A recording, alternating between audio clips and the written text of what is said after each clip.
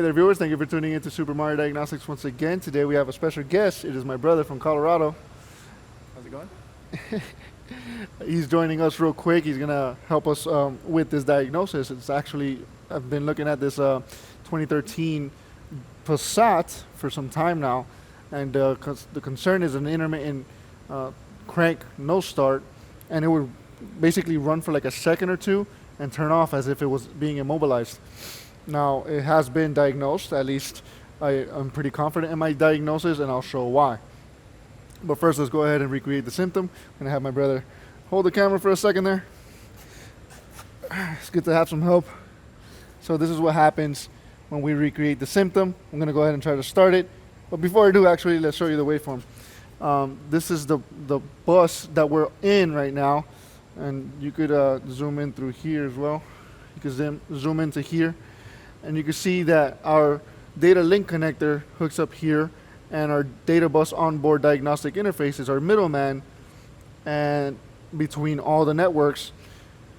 And this is the cluster only has one network, and it is to the diagnostic onboard the interface, which is, let's just call it the gateway, because that's what it is. So the cluster only has communication to the gateway, not directly on the high-speed bus, or the powertrain bus, as many would like to call it. And this is the waveform that we are getting, and it is a very repetitive message. It is pretty much identical messages all around. I'm only on one side of that bus, and I'm on pin, on one of these pins here is on the high side. I believe it's the yellow, if I'm not mistaken. Like I said, this is not on the powertrain bus, is its own dedicated, isolated network between the gateway and the cluster. And like I said, we are having repetitive messages. This is being flooded, and it is not how it should be. So to show the symptom, go ahead and try to do this. Starts up and dies immediately. It doesn't matter if I give it gas or not. Turn off the key, turn it back on. Waveform looks the same. Starts and dies. Waveform has not changed, and we're lucky to have it act up at this point right now. So what I'm going to do is disconnect the connector from the cluster.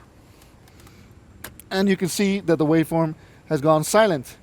So that means that all the messages that we were seeing there were from the cluster. Right? So I'm going to reconnect my cluster, and you can see that that bus looks the same. I'm going to do an auto scan, and you'll see an issue here. You'll see only communication with the transmission control module and nothing else. It just skips right over everything else. The reason for that is that from the data link connector all the way to the transmission, it has its own communication wire. It is gray and white on pin 7. It has its own dedicated wire we can communicate, but everything else would have to go through the gateway in order for the scanner to communicate with those modules. So the diagnosis is pretty much, at this point, a bad gateway. So we're going to hopefully see this one through all the way to the end. I'm going to suggest a gateway on this, program it and all that, and code it or whatnot, and get this thing fixed. It was hard to get to this point because it's very intermittent. It happened like maybe once every day and a half or 2 days. So it was not that easy to get testing going, but it finally acted up on us, and we caught it in the act. I hope this all made sense. Once again, it has its own isolated circuit, its own isolated network between the gateway and the cluster. When you disconnect the cluster, but we're still scoping the bus, the messages go away, confirming that the gateway has no is not talking back to the cluster. The cluster is just speaking, and those messages are not being received, and there's no interaction going on there, and we have no communication with everything else because the data link connector, where our scanner is connected to, has to go through the gateway as the middleman in order to speak to every other module. So if we get the approval, I'll go ahead and continue on this video. But for today, I think this might be the only chance that my brother will be able to join us. we've been having fun here. I know he's quiet now. He's camera shy. It's the first time he ever gets on here, but um, it's not anything else. It's not like he's like anti YouTube or anything. He actually learns from all the same YouTubers that I constantly put out there, and I'm glad to have him here today. It's not like I get to see him all the time. So hope you all enjoy this one so far. So stick around. Hopefully we get the approval, and we'll take it from there.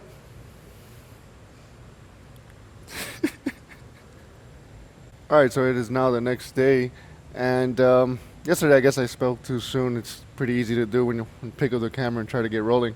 Um, the diagnosis isn't done. I only caught you guys up to where I was at, and it was a sense of direction. It wasn't a complete diagnosis. So we're gonna go ahead and complete it. I already have my scope set up. As you can see on the screen, I have my blue channel is on the CAN wire. It is on the brown wire of the data bus onboard diagnostic interface. We'll call it the gateway again. It is on the brown wire pin 18 right here. And my red channel is on my red and white fused power, hot at all times, and it is grounded at the brown pin 11. And then my green channel is my black and violet, which is terminal 15 energized, basically accessory on pin 14, and it is grounded at the cigarette ground, the cigarette lighter ground. So this is what the CAN bus should look like. It is the same, I guess you could say the time scale. I'm losing the words now. But this is what the messages are supposed to look like. It looks like it has good interaction. They're not all repetitive and totally monotonous. It's a good interaction. So now would be a good time to show you what it's like when the vehicle does start. It is not acting up at the moment. We're hoping to catch it in the act. I'm scoped and ready for it. But here it goes. I'm gonna show you guys the RPMs and everything. Starts and idles just fine. You would never know there's anything wrong with the car. Now we're gonna go ahead and wait and see what drops off. Is it the power? Is it the ground? Is it the communication? Is it nothing dropping out and just the module wigging out on us? So I'll keep you guys posted. It may be a while. It might even be till tomorrow. It is now the next day from when I last filmed on the last cut, So I'll be right back with you guys. One thing I forgot to mention is that if you guys notice, my channel C, my green channel on the scope, that is my relayed power. So real quick, you can see it jump up to 12 volts, and then when I turn off the key, it comes back down. Wow, it just acted up for a second there. It did it. Oh, it's acting up. It shouldn't start. Oh, it is starting, but the cluster is acting very funky right now. Let's see if it goes into actual like kicking me out mode, because that is acting up right there. There, died.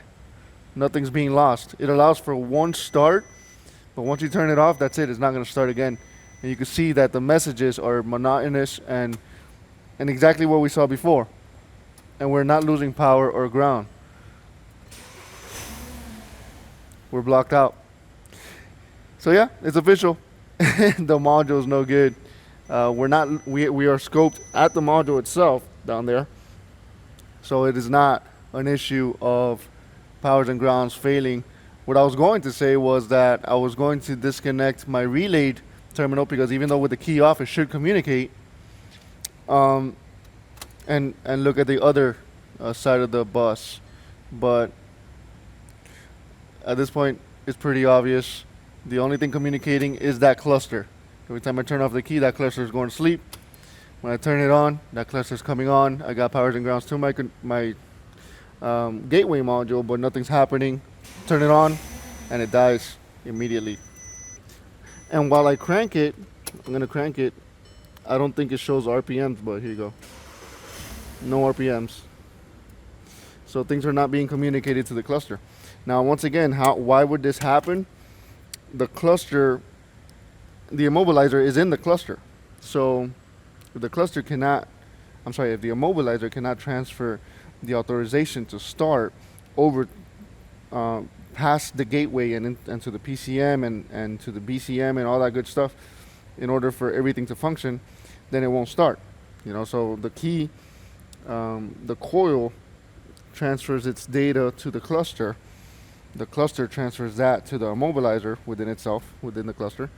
The immobilizer gives the authorization to the PCM to start the vehicle. So that's why it's not starting. Let's go ahead and see if we can actually get an approval now. I didn't send all the information about the gateway.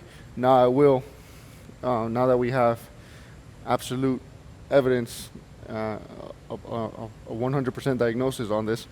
I can go ahead and send all the information up to the shop, and they can relay it to the customer and see if we get it approved and replace it and move on from there. I was pretty confident that it would be the module anyway, but you got to be sure. So stick around. So I went ahead and replaced the gateway. This is the old one actually. And using Otis, went ahead and hit replace, coded it and adapted it, and hasn't acted up since. I've been starting it up each time, but like I said, it would happen every once or 2 days. Hasn't acted up at all, but we'll give it the test of time. As for the video, I'll close it out here. Obviously it goes without saying that, even though I'm showing you that it's fixed here, it's an intermittent issue. We have to give it time.